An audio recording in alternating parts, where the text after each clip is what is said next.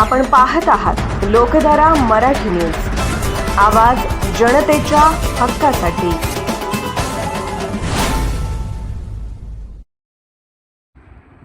जत तालुक्यातील लिंगायत समाजाच्या आंदोलनाला माननीय आमदार विक्रमसिंह सावंत यांचा ठाम पाठिंबा, मागण्या पूर्ण करण्यासाठी सर्वतोपरी प्रयत्नांचे आश्वासन। जत तालुक्यातील लिंगायत समाजाच्या वतीने विविध प्रलंबित मागण्यांसाठी महात्मा बसवेश्वर पुतळा, विजापूर रस्ता जत येथे सुरू असलेल्या आंदोलनाला आज सांगली जिल्हा काँग्रेस कमिटीचे जिल्हाध्यक्ष तथा माजी आमदार माननीय आमदार विक्रमसिंह सावंत यांनी प्रत्यक्ष भेट देऊन जाहीर पाठिंबा दर्शवला। त्यांच्या या भेटीमुळे आंदोलनाला नवे बळ मिळाले असून समाज बांधवांमध्ये समाधानाचे वातावरण निर्माण झाले आहे। यावेळी माननीय सभापती सुजय नाना शिंदे, बाबासाहेब कोडक, माननीय भूपेंद्र कांबळे, सलीम पाशचापुरे, निलेश बामणे, महादेव कोळी, इराणा नेडोनी आदी मान्यवर उपस्थित होते। माननीय सावंत यांनी आंदोलनस्थळी उपस्थित राहून आंदोलकांशी सविस्तर संवाद साधला। यावेळी त्यांनी लिंगायत समाजाच्या प्रमुख मागण्यांची माहिती जाणून घेतली, तसेच त्या मागण्यांमधील सामाजिक, शैक्षणिक व आर्थिक मुद्द्यांची बारकाईने दखल घेतली।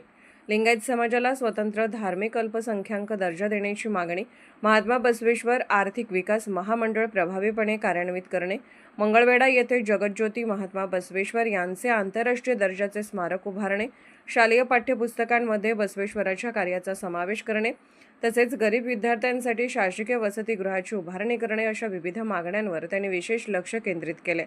याप्रसंगी माननीय विक्रमसिंह सावंत यांनी स्पष्ट शब्दात सांगितले की लिंगायत समाजाच्या या सर्व मागण्या रास्त व न्याय्य असून या मागण्या मान्य करून घेण्यासाठी राज्य व केंद्र सरकार स्तरावर पाठपुरावा करून सर्वतोपरी सहकार्य केले जाईल। तसेच या लढ्यात आपण केवळ पाठिंबा देणार नसून प्रत्यक्ष सहभागी होऊन समाजाच्या बाजूने ठामपणे उभे राहू, असे त्यांनी ठामपणे नमूद केले।